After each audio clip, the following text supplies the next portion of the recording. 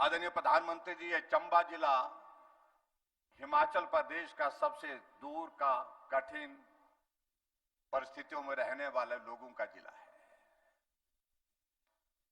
और ऐसी परिस्थितियों को देखते हुए आपने इस जिले को एक विशेष दर्जा दिया एस्पिरेशनल डिस्ट्रिक्ट के नाते, ताकि ये जिला आगे बढ़ सके। जहां विकास में अगर कमी है उस कमी को हम पूरा कर सके। केंद्र की ओर से लगातार आप एस्पिरेशनल डिस्ट्रिक्ट के अनेक कार्यक्रमों में स्वयं मॉनिटर करते हैं और मुझे इस बात की खुशी है कि आपकी इन भावनाओं का सम्मान करते हुए कि ये चंबा जिला आगे बढ़े। आज हर क्षेत्र में चंबा जिला बहुत तेज गति से आगे बढ़ भी रहा है। यहाँ की भौगोलिक परिस्थितियां बहुत कठिन, लेकिन फिर भी उसके बावजूद यहाँ की सुंदरता, यहाँ का अपना कल्चर, यहाँ की अपनी संस्कृति लोगों को आकर्षित करती है। प्रधानमंत्री बनने के पश्चात आपका यह पहला दौरा है और 1981 के बाद यहां पर किसी प्रधानमंत्री का आगमन हुआ है। इसके लिए मैं आपका आभार व्यक्त करता हूं।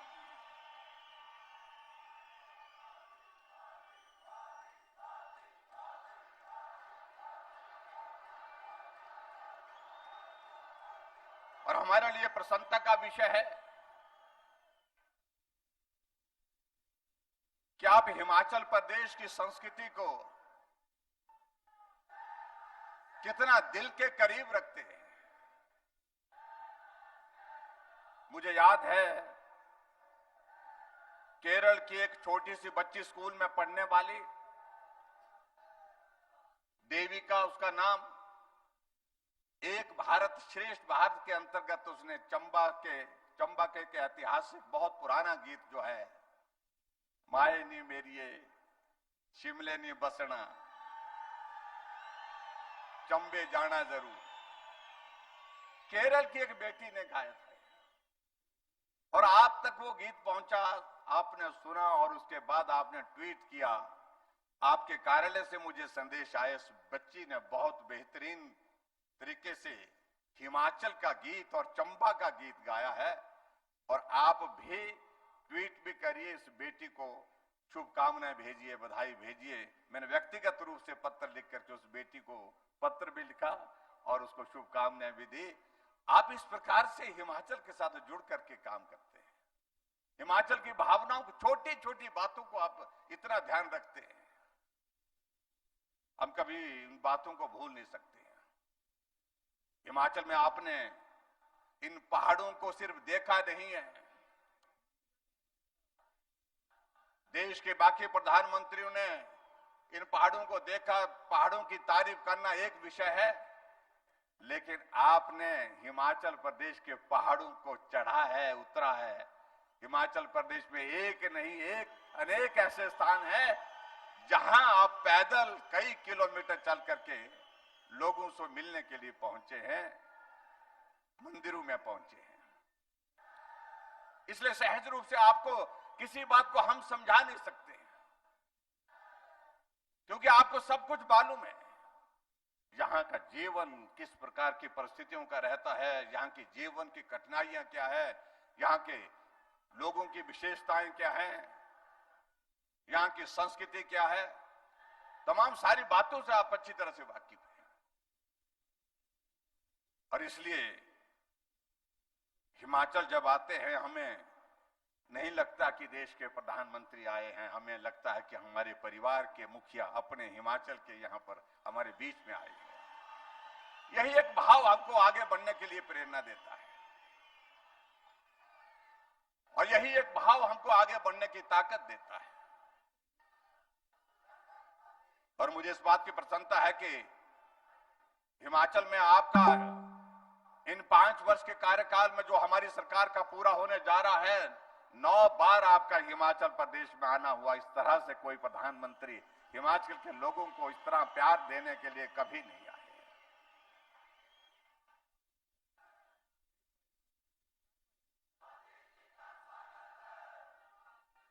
हिमाचल प्रदेश में सरकार बनी और हिमाचल के इतिहास में पहली बार कोई प्रधानमंत्री मुख्यमंत्री के शपथ ग्रहण समारोह में शिमला के रिज के मैदान में पहुंचे। 1 साल का कार्यकाल पूरा हुआ, आप धर्मशाला में हमको आशीर्वाद देने के लिए पहुंचे और 2 साल का कार्यकाल पूरा हुआ तो आप ग्लोबल इन्वेस्टर्स मीट के उस कार्यक्रम में धर्मशाला पहुंचे।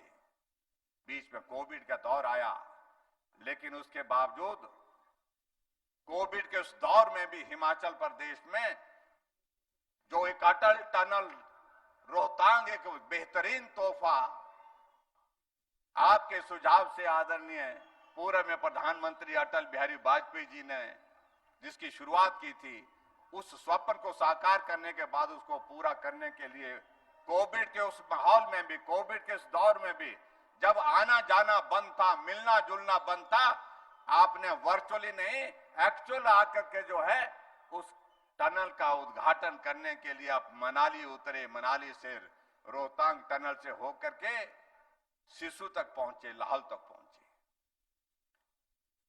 4 साल का हमारा कार्यकाल पूरा हुआ तो आप हमको आशीर्वाद देने के लिए मंडी के पड्डल के मैदान में पहुंचे।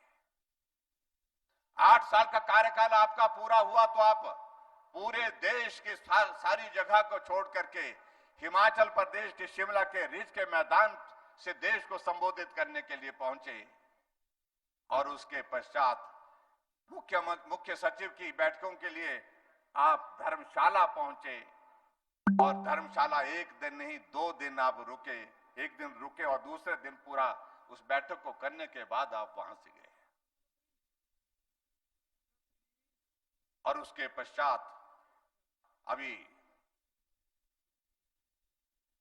आप Bilaspur all India medical institute का उद्घाटन करने के लिए पहुंचे और कुल्लू का दशहरा जो हमारा अंतर्राष्ट्रीय स्तर पर मनाया जाता है, उस दशहरे में देव दर्शन के लिए पहुंचे। रघुनाथ जी की पालकी के समक्ष जाकर के उस रथ को नमन करने के लिए पहुंचे। हम कभी भूल नहीं सकते इस प्रकार का स्नेह आपका हिमाचल प्रदेश की संस्कृति के साथ है।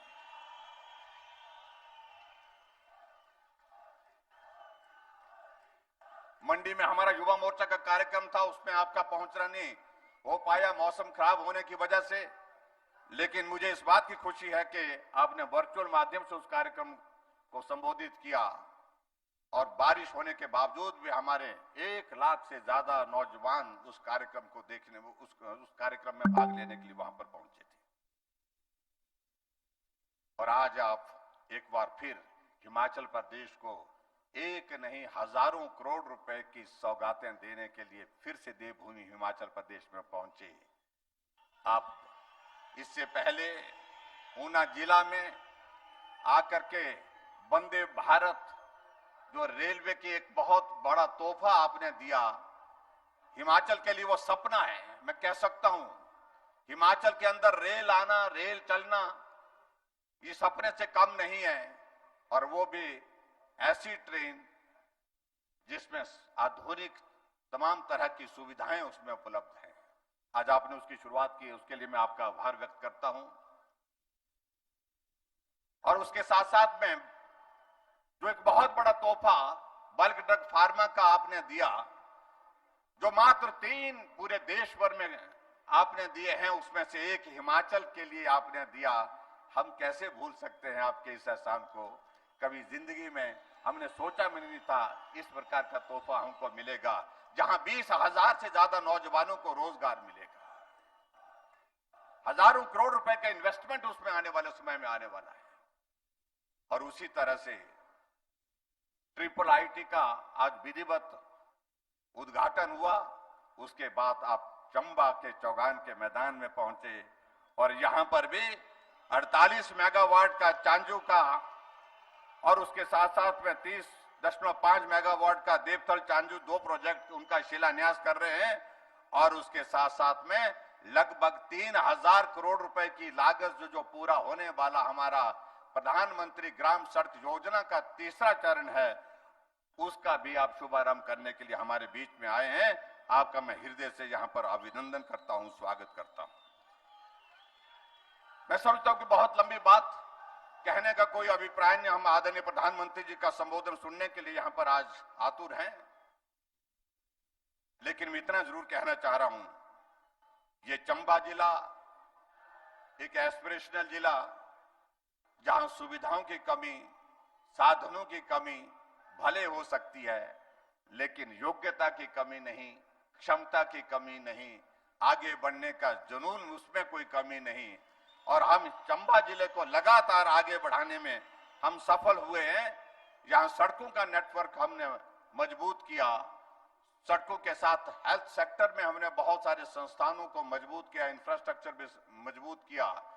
और मुझे इस बात को लेकर के प्रसन्नता है, यहां से कुछ दूरी पर चंबा जैसे जिले में आपके आशीर्वाद से मेडिकल कॉलेज जमीन पर खड़ा हो गया और 270 करोड़ रुपए उस पर हमने खर्च कर लिया और बहुत जल्दी वो उसको हम उद्घाटन करके उसको समर्पित करने वाले।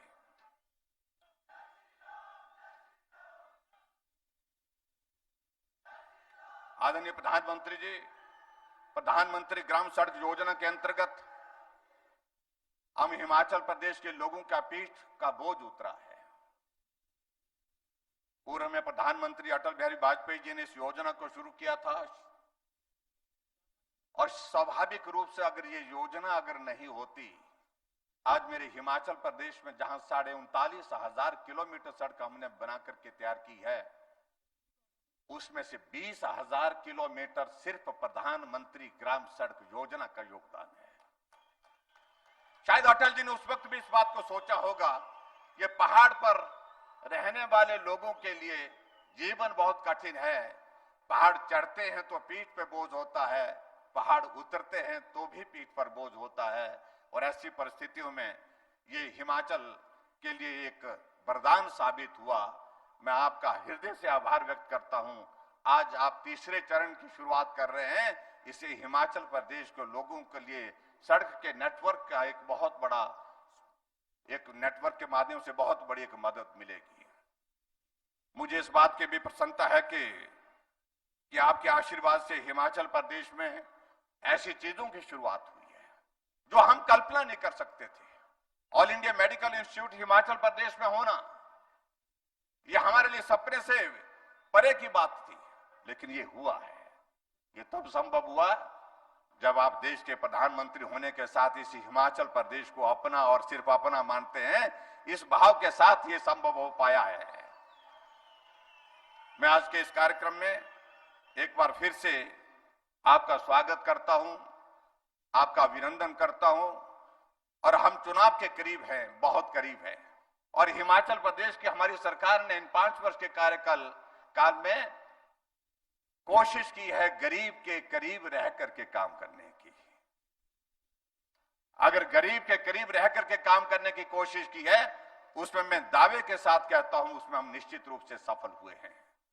अपने बुजुर्गों के लिए पेंशन का प्रावधान 60 साल से ऊपर के सभी के लिए किया। जो हमारे कुछ साथी ऐसा कहते हैं कि क्या किया, मैं उनको ये कहना चाहता हूं कि उनके जमाने में हिमाचल प्रदेश में बुजुर्गों को 4 लाख लोगों को पेंशन मिलती थी। आज हिमाचल प्रदेश में 7.5 लाख लोगों को पेंशन मिल रही है। वो 400 करोड़ रुपए खर्च करते थे, हम 1300 करोड़ रुपए पेंशन पर खर्च कर रहे हैं। हम हिमाचल प्रदेश में आयुष्मान भारत को आगे बढ़ा करके हिमकेयर के माध्यम से हर गरीब व्यक्ति के इलाज की व्यवस्था करने में सफल हुए हैं। आज से पहले गरीब आदमी का इलाज कैसे होगा, ये कभी कल्पना नहीं हो पाई थी। आपने शुरुआत पूरे देश भर में की। गरीब आदमी अगर बीमार हो, उसके इलाज का इंतजाम होना चाहिए। उस दृष्टि से एक शुरुआत की आयुष्मान भारत की। हमने उसको आगे बढ़ा करके हिमकेयर के माध्यम से हर गरीब आदमी को वो सुविधा, स्वास्थ्य की बेहतर सुविधा देने का हमने प्रयत्न किया है। आपने उज्ज्वल योजना के अंतर्गत पूरे देश भर में गरीब आदमी के घर में भी गैस का चूल्हा हो, इस बात की शुरुआत की, इस भाव को समझा और हमने भी उसको आगे बढ़ा करके हिमाचल प्रदेश में हर घर में चूल्हा हो। कोई परिवार गैस के चूल्हे के बिना नहीं बचना चाहिए। गृहिणी सुविधा योजना की हमने शुरुआत की। ऐसी एक नहीं अनेक योजनाओं के माध्यम से हमने हिमाचल प्रदेश में काम करने की कोशिश की। उन योजनाओं का जिक्र करूंगा तो बहुत लंबा वक्त लगेगा, लेकिन मैं इतना जरूर कहना चाहता हूं, हिमाचल प्रदेश में अगर हम सड़कों की ही बात करें, मुझसे पहले हमारी से पहले जो सरकार थी उन्होंने 5 वर्ष के कार्यकाल में 2800 किलोमीटर सड़क हिमाचल प्रदेश में नई सड़क का निर्माण किया। हमने 4500 किलोमीटर से ज्यादा सड़कों का निर्माण किया है। आज तक की सरकारें जो भी 5 वर्ष के कार्यकाल में सड़कों के निर्माण की अगर की बात कहें, तमाम सारे रिकॉर्ड तोड़ दिए। हर घर नल की भी बात में कहूं, 8.5 लाख से ज्यादा नल हर घर को मिले। इस बात को भी हमने सुनिश्चित किया कि पानी पीने का आपके घर में मिले, स्वच्छ जल मिले। इस बात को सुनिश्चित करने के लिए हमने प्रयत्न किया। और जहां तक बात रहती है आने वाले समय में अब चुनाव की, मैं आप सबके बीच में इतना कहना चाह रहा हूं कि हम चुनाव के करीब हैं। आप सभी भाई बहनों का सहयोग मिला, सरकार बनाने में भी, सरकार चलाने में भी बहुत बड़ा सहयोग मिला। और ये बात मैं जरूर कहना चाहता हूं, कुछ लोग आजकल भारत जोड़ो यात्रा पर निकले हैं, लेकिन बहुत लोग उनके ही दल के कांग्रेस छोड़ो यात्रा पर निकले हैं। और मैं उन सारी बातों का जिक्र नहीं करना चाहता हूं, क्योंकि वो पार्टी रही नहीं। आज देश में उसकी स्थिति जो है वो आपके सामने, मैं उसमें ज्यादा कुछ कहना नहीं चाह रहा हूं। ना नेतृत्व रहा, ना उसमें कोई नीति रही, ना काम करने की मंशा रही। और हमें इस बात की खुशी है कि हिमाचल प्रदेश में हमने 4 वर्किंग प्रेसिडेंट बनाए थे। 4 वर्किंग प्रेसिडेंट में से 2 वर्किंग प्रेसिडेंट हमारे पार्टी में आ गए। और यहां हर्ष महाजन जी हमारे बीच में बैठे हैं। आप हमारी पार्टी में आए हैं, आपका भी मैं स्वागत करता हूं अपने दल में। आप इसी क्षेत्र से कई बार विधायक रहे हैं, मंत्री रहे हैं। आपका भी हमारे दल में स्वागत है, अभिनंदन है। और आने वाले समय में मैं ये जरूर कहना चाहूंगा कि हिमाचल प्रदेश में आदरणीय मोदी जी के नेतृत्व में हम रिवाज बदलने की बात कह रहे हैं, तो निश्चित रूप से आप सबके आशीर्वाद से इस काम को पूरा करेंगे। जब चुनाव होगा तो भाजपा की सरकार फिर से हिमाचल प्रदेश बनाने के लिए आप सबका आशीर्वाद चाहिए। इतनी बात कहते हुए आदरणीय नरेंद्र मोदी जी का फिर से मैं आज के इस कार्यक्रम में चंबा पहुंचने पर हार्दिक अभिनंदन करता हूं और विश्वास दिलाता हूं, ये हिमाचल आपका है, ये हिमाचल आपके साथ चलेगा। मजबूती के साथ आपको जहां हिमाचल की जरूरत होगी, हिमाचल आपके साथ चट्टान की तरह खड़ा होगा। इतनी बात कहते हुए आपका बहुत बहुत धन्यवाद। नमस्कार, जय हिंद, जय हिमाचल।